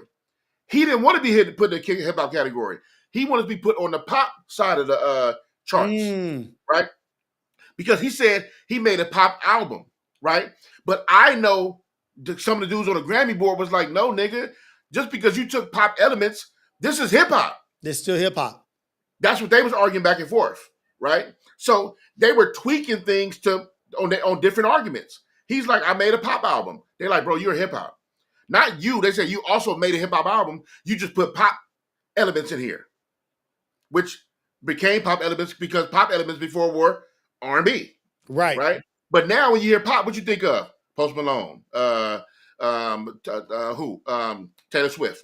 Well, Taylor Swift's kind of folk, kind of pop, folk, whatever. But you think super big popular white.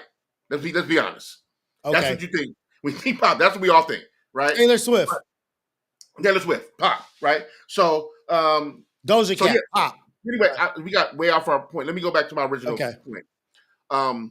The N-word was for us derogatory at first, right? I get that. But when it comes to like these hoods, the ghettos, poverty areas, the urban areas, we grew up not conscious of, I'm talking about as a youth in the streets. Yeah. Of this is words this was like saying homie, right? So if back in the day when I was 14 and I grabbed a Mexican homie by the lock, was like, this is my nigga right here, neither one of us blinked. Right. And if he did the same thing to me, we did. That's what you mean. What you mean he ain't? I know his mama. I used to sleep at his house. Yes. I ate their food. Look what black people did to Mexican food. Our burritos, tacos, and everything. That's culture. Yeah. That's what I'm saying is you want to talk about assimilate? We take culture and we remix it all the time. We look. There's black people right now doing skits on TikTok from Taylor Swift records, turn them into trap lyrics. Niggas in the video with guns rapping over Taylor Swift beats. But they're not trying to be Taylor Swift. They're not at all. What I'm telling you is, I don't believe the Mexican homie trying to be me. Yeah, he likes the culture, just like I like his culture. And we take things. But that's what I'm saying. But if no matter what you say right now, the reality of the situation is it doesn't happen the opposite way. I just told you it did. It doesn't, because right now I've talked to you for 3 hours. No element. Look. The way you grew up, how you grew up. I've talked to you on Relatable. I've talked to you in person. For sure. Mm-hmm. And not one element has been anything else than what our culture is. But what I'm saying, but listen, the food, I eat Chinese food. I eat this, I eat that. I eat what's available. But what I'm saying is your walk and what you're emulating. We can't run from the fact that what's emulated is that. And I was just really questioning, like, damn, why don't more of us, like, because we're growing up around each other, because the way you say that, oh, it's a conditioning. It's a conditioning. Oh, the word is a conditioning because of who we're around and they're around us. But what I'm saying, the conditioning is not happening the other way. Like, I would think that we would be at this. I could just say it right now. Like, I don't know. I've met Mexican I mean, black gangbang, black Mexican, black Southsiders, but it's the majority of it is not that. But I've never met like it's not happening. I just don't see it like that. You never met what? I haven't seen to this day black people in groves trying to be, or not trying to be, but speaking and behaving in a way of another culture. Like I don't see black people walking around with acting like Asian, or black people walking around acting Mexican, or black people going around acting Hawaiian, or whatever another culture is. That you might respect it and love it and appreciate it, but it just doesn't pour out in you. And then it doesn't pour out of you to the fact where you say, you know what, I could do whatever the hell I want to do. What you gonna do about it? I am Hawaiian or whatever. Like I just don't see it. I might be ignorant, but for the most part, I see people emulating the culture. I think that's what it is. And ignorant was a great word because you just don't know. Like we tell ourselves what we see, and I'm like, well, you probably haven't seen enough, because if you're, have you ever been to Tokyo, Japan? Have you been to Asia ever? No. Okay, if you've never been to Asia, how are you going to say out of your mouth that blacks don't do that in Asia? I'm talking about. There's a whole. I'm talking about our geographic. I'm talking about Los Angeles. No, but you got to break. If you're talking about assimilating culture breaks borders of Los Angeles.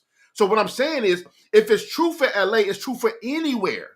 You can't say just LA because we all just don't act LA. I only want to speak on what I'm talking about. Me and your growing up. Me and your growing up. Because I can't talk about Japan. I can't talk. Now you want to talk about Japan, you have to say American then. Listen what I'm saying, Rios. You're talking about assimilating to American, not Japan and China and Russia. No, I'm talking about like the culture. I get it 100%. What I'm saying is, look, you're talking about LA, right? Yes. About assimilating culture in LA. Yes. So you're talking about from an LA mind frame. So that's only a couple of things. LA is famous for gang culture and car culture. That's what LA is famous for? I'm asking you, what you think? No. What is LA culture known for? Los Angeles is famous for Hollywood. Los Angeles is famous for a bunch of different things, a bunch of different industries. Export, money, rich people. The culture you and I speak of, do anybody assimilate to Hollywood? Hollywood is smoke and mirrors, a facade. No. So when I talk about culture that was created by LA, right? Car culture, gang culture. Everybody else is visitors that move here, right? So that's no. I'm thinking. Keep going. Okay, I'm not disagreeing. Okay. I'm just thinking. Okay. Go. Car culture, gang culture, right? So if we're talking I don't necessarily say you got to believe it, but if we're talking car culture and gang culture, we assimilate across the board. We assimilate so much that you got to get down to history to see who did what, right? If you ask the average person who started lowriding, what you think they would say? Mexicans. You would think that. Yeah, I would think they would probably say Mexicans because they're majority in the lowrider scene right now. Right. That's what one would think. And then you say, well, there's a difference between lowride and hidden switches. Right. Right. And you'd be like, well, who started hidden switches? And then they would say, well, Mexicans, because it's lowriding. Would you agree? Yeah, they probably would. But blacks invented hidden switches. Right. So, but you had to assimilate to lowriding culture to even get to switches. You have to assimilate that, right? Who you think was wearing pendletons to the top first of the neck? Blacks. You think we was wearing pendletons to the top and to the neck first? We were wearing Dickies and pendletons and shit first, yeah. Okay. And there were people that could argue that essays were doing it first. Uh-huh. Right? And they would say some would tell you some of the gang culture is a little older than black gangs here. Say that one more time. I'm saying some of the gang culture in LA was older in Hispanic gangs than there are black gangs here. Okay. Right? So I'm only using these. First of all, they're bad examples because they're examples that I'm have to use it. I hate that we're using car culture and gang culture. But when we talk about LA, that's the 1-2 things I can bring up, right? Because Everything else is Hollywood and smoke and mirrors, and that's a facade of a culture, not even a real culture. But you're bringing up sections and detailed sections of a culture. You think bringing up barber, you bringing up hairstyle, you bringing up dressing, you bringing up this and bringing. But I'm just talking about. If you're gonna argue the influence is the same, you tripping. I'm never arguing that. I just told you I believe that Black people are the creators of culture. I cannot be saying that. I cannot say that there's another bigger influence of culture. I cannot. That's all we create. I'm not saying that. And that's why that's what I'm saying. The N-word came from influence. I was never saying that. What I was saying is the N-word didn't come from us. I'm talking.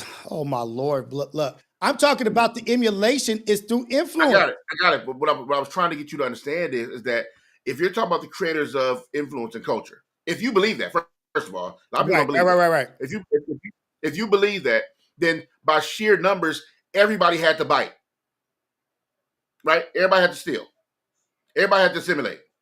If you like anything that we created, which we created, like you want to talk about music and the drums, and so everybody stole something, right? Now you made it your own style in your country, in your home, or your areas.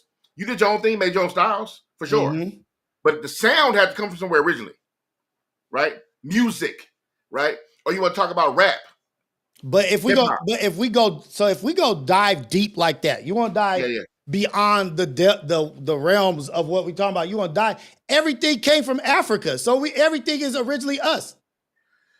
I know that. What I was trying to. So like, but I'm just saying, I'm not speaking on that deep of a level to where this. I'm just talking about just influence. Just everywhere you go, the influence is there. And the question I was asking, I was like, I wonder why it's not the other way around. And I still don't have the answer. I don't know why we so cool. I don't know why everything, but you did bring up the pressures of not having and having to go to a different level of creativity and building out of have-nots. But to me, it's not really an argument. It's like pretty much not an argument, or I'm not saying we're arguing. The debate is not there. At all. Yeah, we're not arguing at all. Yeah, the debate is not even there. It's just, I'm just really trying, like, it's a question for somebody like why is that? Like, what is it about it that is? It's hard. Look, I'll use myself as an example, or use yourself as an example. It's hard for me to want to act like or be like somebody else if I'm programmed and kind of like made to move and sound like I sound. Right. In a sense. Right. Which essentially is globally cool, other than how racism makes you think about yourself. Right. Exactly. Right. But also, and I'm not trying to, I definitely don't want to frustrate you. It definitely won't seem like I'm going way off topic. No. So when we talk about when you talk about assimilation, that comes in many forms. Right. That's very true. There's many times I can point to us as Blacks doing some shit and acting like people we weren't supposed to be doing and acting like. For example, when it comes to do you know friends who do this? You know friends who get around people and start talking like them? Code switch. They be around somebody and start talking like them. Like if you go to New Orleans for 2 months and all of a sudden this nigga talking about, what's up, baby?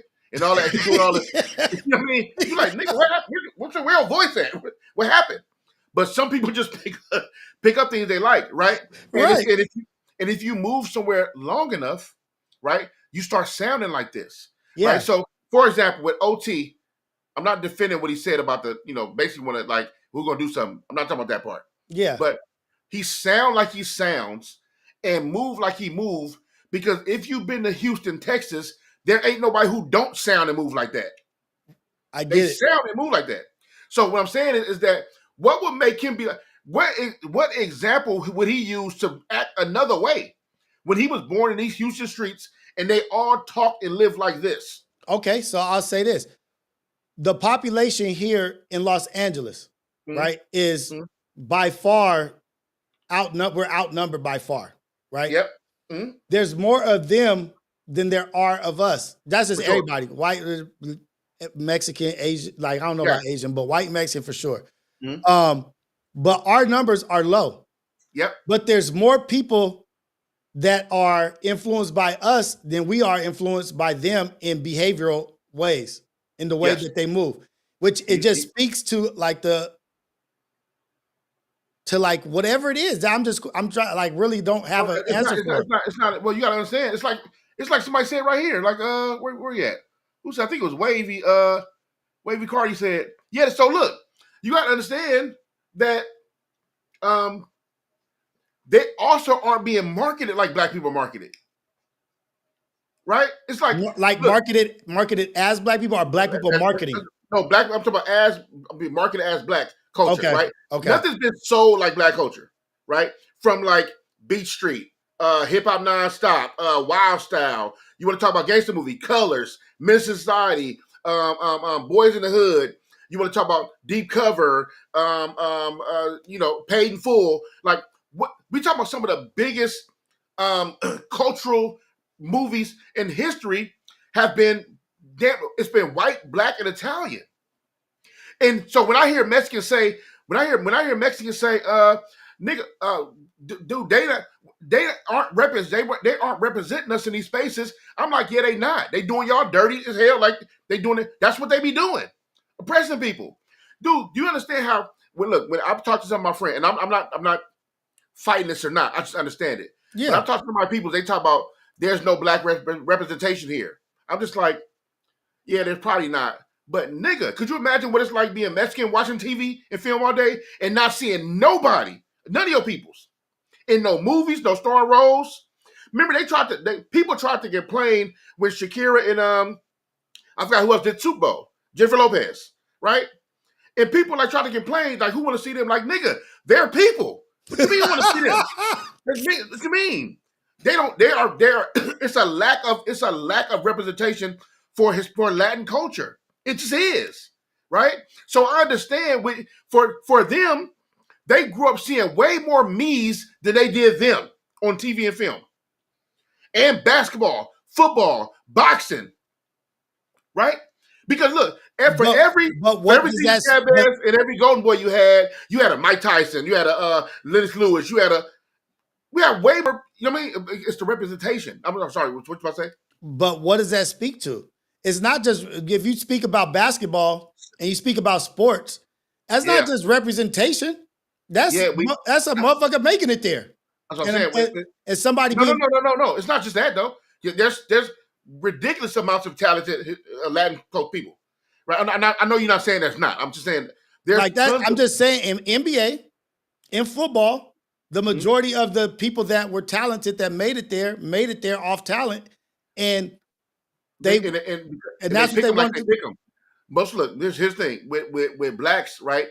We're born damn near with a football and basketball in hand. They tell us we got a few options, right? They used to say, I got either I pick up a mic or got a wicked jump shot, right? Biggie said the Biggie line. I got a mic or a wicked jump shot, right? So culturally, blacks play football. Blacks outnumber any race playing football by sheer numbers, right? I think basketball too, maybe. I think basketball too, right? So basketball too, right? But look, when it comes to soccer, which is global, which is more money, which is right. We got to put the money part, but but globally, right? It's a more global, broad sport, right? So other than like certain African countries, you don't see a lot of American blacks playing soccer. That wasn't our thing. That wasn't our deal. We just culturally we didn't grow up playing soccer. I'm not saying we can't, and I'm not saying they can't play basketball, obviously. But culturally, they didn't play excuse me, they didn't grow up playing it the same. We didn't grow up playing it the same. So we just didn't mix in that area. But when it's talking about why people would want to assimilate our culture, it's because our culture has been sold to the world millions and millions of times over and over again. So, but then on the back side of that, on the back end of that, you're saying that our culture is something that is looked to be represented, that needs to represent because it's being marketed. Does that mean that we don't look at their culture as it's marketable? We only do things that run it back. I got confused. I'm sorry. So you're saying that people see they see us in representation. They see black people represented, right? Yeah. Now, that's them saying, okay, this is going to be consumed. This is going to be marketable. This is going to make money. Yeah. But then we've also on the same side said they don't even market and push out what makes the most money, which is like in movies, the kid movies, which I've heard you say is the ones that make the most money, but they don't even push that shit because it's not even about the money. It's about something. At that point, it's not. At that point, it's not. No. And that point, it's not about the money, right? Because we got to start you early with the programming, right? So if I smother the market with good, wholesome kid movies, I can't start you early with the programming. So do you think that's what I was going to ask you? So do you think that is a part of programming? I think the whole country is built on programming, for sure, 100%. So what is that? So then my second question is, what's the agenda of that programming? So first of all, I can't. None of these are facts, in my opinion. So I just. But I think it is. I'm pretty sure that it is programming. No, for sure. But I'm talking about the reason why. What I'm about to say. Okay. Yeah, I don't know this part. Facts, right? So part of the program is this, right? That if you take a culture who naturally people are drawn to, right? We make them a dance on TikTok right now. The world is doing it tomorrow. Right. We sing a certain way, and that song is a hit. It sounds good. It sounds better than most people, right? We cook a certain way. We can even take your culture food and do some twisted shit. And I'm not saying it taste better than your culture, but we're going to remix the hell out of it. It's interesting. Right? It's about to be interesting. Right? So we do these things. And then when it comes to everything else, like sports, football, basketball, obviously, right? So if you sell that, because they're buying it in droves, they're buying it. They're taking in all this culture of these people. But also, you can raise these people in their own culture and spread it, but you did such a number on them, getting them over here, that they'll never rise past, their plan, not mine, they'll never rise past thinking they deserve it or valuing themselves in that kind of way. So it's kind of like, of course we'll set them up, because if they'll never believe of their true value. They're going to keep taking the money. They're going to keep being this, but we really don't have to worry about them, because they'll never turn on the country. They'll never band together and turn on us. They'll never, because the number we did on them already. So we can market them, and first of all, their culture sells like hotcakes. They sell. So we can pour a lot into that culture and have them do their things, but they don't own none of it. They don't own none of it. It's one Tyler Perry. It's maybe one Ryan Coogler, right? They don't own many of it. So we good there. They don't own the big studios. We good there. So y'all keep buying that shit. Yeah, keep selling. Dance, nigga, dance. I used to say that all the time. Dance, nigga, dance. Right? So look, it's a dumbing down of us. Like there's a form of that happened first. That happened first. Dumbing down of us. But maybe it's also like, not even maybe, like there is I'll say they're dumbing down us, right? Like how we're looked at. But then that also has an effect on the way other people look at us. Like if we lose value 100%. In ourselves, that means other people look at us like, what? You know what I mean? Like a devalue. Yeah, there's a twist to that too, Rios. Is that once you leave the country, and then you get into some of these other countries, though there may be a disdain in some countries, not all. Yeah. There may be a disdain for blacks in certain countries. Like you may love my culture, everything I sell, but you don't want me to marry your daughter. Right. Also, a lot of people will tell you, remember I drive Uber, so I pick up people all around the world. Yeah. I've had conversations with people tell me, my nigga, the world knows who y'all are. Y'all just don't. They're talking about outside of America. America makes you think this about yourself. Right. Because this is what they're pushing on you. The reason why you can go to Spain right now and still find black cherubs and black Virgin Marys and excuse me, old thousands of pictures of old black Jesus figures in these countries, they're not tore down, and because that's what the history they was taught. Right. You want to go back to the Moors, you want to talk about the certain kind of invasions of people coming down and spreading throughout the country.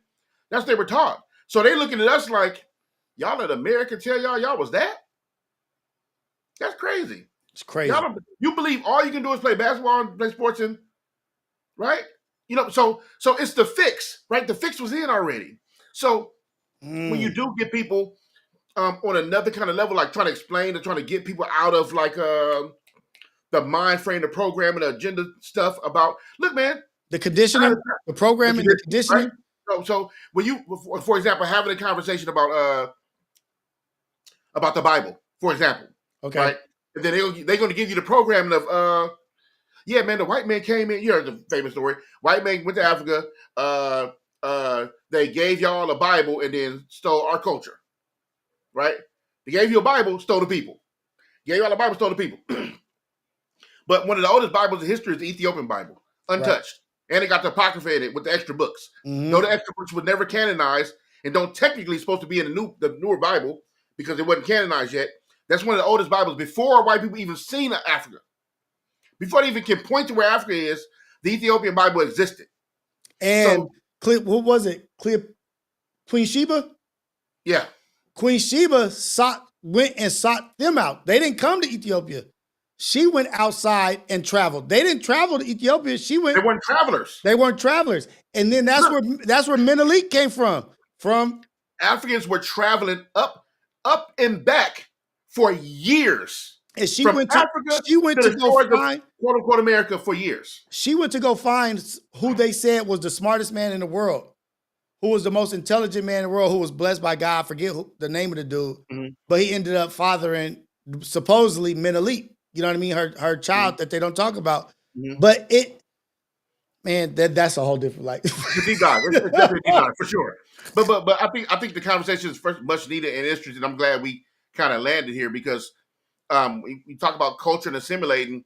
I think that's a very good topic, and I think your question is a great question. I know we got kind of confused with what we were meaning, and I guess fighting from different standpoints. Yeah. I think it's a good conversation because I just think the reason why you don't see, back to the original topic. Yeah. The reason why you don't see an equal mix of assimilations is because when you're the creators of cool, I don't mean to disrespect, but I just love my people. When you're the creators of cool, why would you keep taking from others? And it's being marketed times 10. And being marketed times 10. So the bad part about that is that what's being marketed. So that's what I didn't put that into the yeah. I only put in our every day-to-day walk with each other, rubbing elbows. Right, I didn't put it in music. I didn't put it in TV. I didn't put it in sports. That's a great fucking point. That's a great point. And I say that because, we can't help but to take it all in, pause, as you get older, right? Yeah. Because when you're kids, like you hear rap songs, you eat the food, and you watch the videos, right? So you're smothered in the culture, right? He's not trying to act like Lucc. He ain't trying to act like me. He trying to act like Michael Jordan. Niggas sound like Biggie. That's what Biggie said. You trying to take credit like he trying to act like you? You think it's you? He trying to act like Ice Cube, motherfucker. Nigga been watching. He been listening to Banging on Wax since. He think he Doughboy. Like, what are you talking about? He is not trying.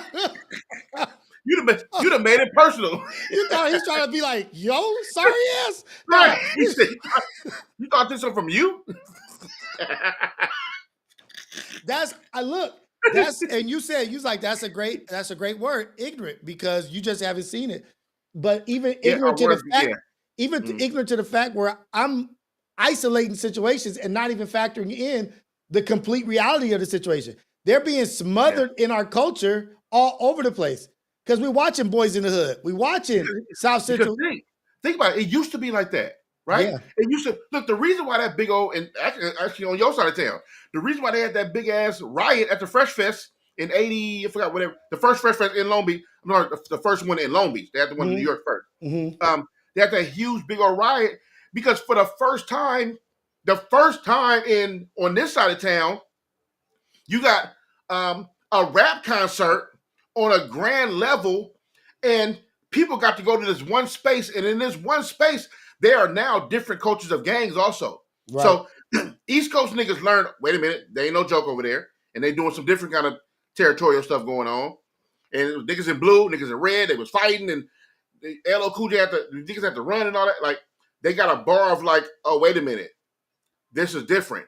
And So before that, yes, we can have a regional conversation because how the hell would I know what's going on in New Orleans, or how would I know what's going on in up north in the Bay unless my people's up there, or New York City or whatever. I wouldn't know none of that because I didn't have music to show me. I didn't have movies to tell me how they act. Colors show niggas that, wait, they doing that over there? They wear colors? What does that represent? First time you seen Banging on Little Rock, didn't that remind you of old school game banging? Right. Look, my mother-in-law and Ayana, they went to Egypt, and I got to go pretty soon after this. I got to make Xander lunch. Okay. They went to Egypt. Her mom and her dad went to Egypt. The guy who picked them up, like they had